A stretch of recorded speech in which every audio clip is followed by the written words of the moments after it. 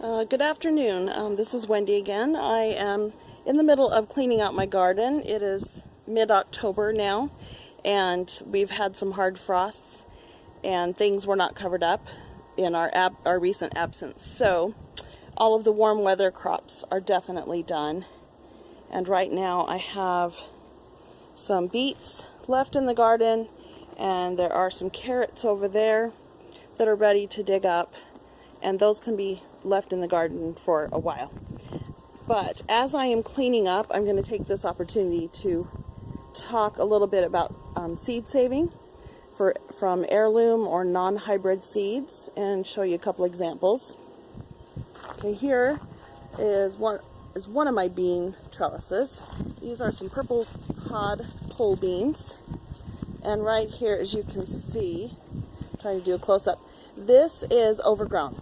It is very large, and you can see the seeds inside bulging. Most people would say it's too far gone to pick and to eat. But if you have left some to grow on purpose, or you find them by accident as you're cleaning out your garden, like I'm in the process of, you will find a bunch of these overgrown ones, and if you've left them long enough, they're going to be kind of turning brownish or cream color and get very dry. And these are the ones that you want to keep and take inside and save the inner seeds in there. So this one I could leave on the plant for a little bit longer to let it continue drying. But I'm an impatient person and I want to just hurry up and get my garden cleaned out. So what I could do with the ones like these, they're not completely dry, is go ahead and pick them like normal and take them inside and keep them dry and put them in a place, either spread out on a cooling rack or some paper towels or something, and let them continue to air dry inside and keep them dry. That's the key word. If they get wet and you throw them in a bowl, they will mold, and you don't want that. So keep them dry. And then I will pop these open and shell them and keep the seeds inside. And actually, if they're really, really big and fat like this one, and I've had some that are even larger, I could take them inside, shell them right now, and put the little seeds inside on some paper towels for a good week, and they will dry up very well. They'll be a little bit shrivelly, but that's fine. You want them good and dry. And then after they're really good and dry, you will put them in a special envelope made for that, and you can actually put that whole thing in a freezer container or a mason jar and seal it up tight and keep in the freezer, and they will keep for years. Here is one that you can see is very light in color. This one's already nice and dry.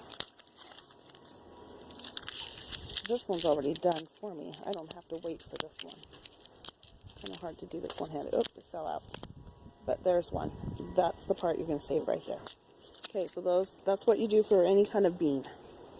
And over here I have, these are radish seeds that went to seed in the heat of the summer, and I left a few here to just do their own thing.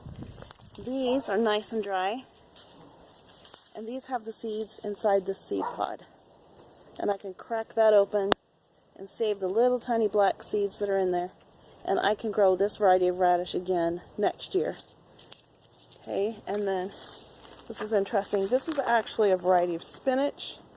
It is New Zealand spinach, and it does very well in the heat, and it actually vines. This stuff grows like crazy. I'll have vines 5 or 6 feet long if I let them go. So they're very heat tolerant, and that's why I've chosen to grow this one in northern Utah. And word of caution, I accidentally here's a seed pod right here, I can feel it. A couple years ago I let some of these go to seed. Didn't think much of it.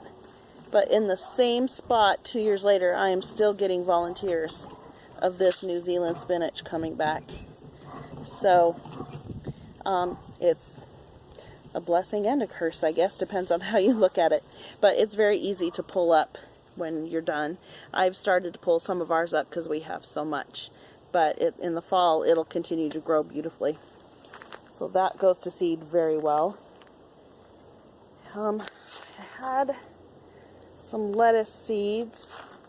Those also are easy to just let a couple lettuce plants bolt, and when the seed heads are dry, go ahead and pick the seed heads and take them inside and then shake into a paper bag. And this is parsley that has gone to seed, and I can do the same thing with this. Just snip off the seed heads and take them inside and keep in an envelope and grow new parsley from that next year. So that is how easy it is to save a lot of seeds. Tomato seeds are very different. I recommend getting a good book on those, on seed saving, from seedsavers.org. Tomatoes are different. There's a nice green one left. You will let them ripen, cut them open, and squeeze the seed pockets out into a dish, and actually add some water and let that ferment for a couple days, and it'll stink. And then you go ahead and gently rinse and strain those seeds out and get rid of all the gelatinous goo that's around them. And then sprinkle the remaining seeds that are clean on a paper towel and allow those to dry. And that's how you essentially save tomato seeds. So that's today's little garden tutorial. Thank you very much for watching. Bye.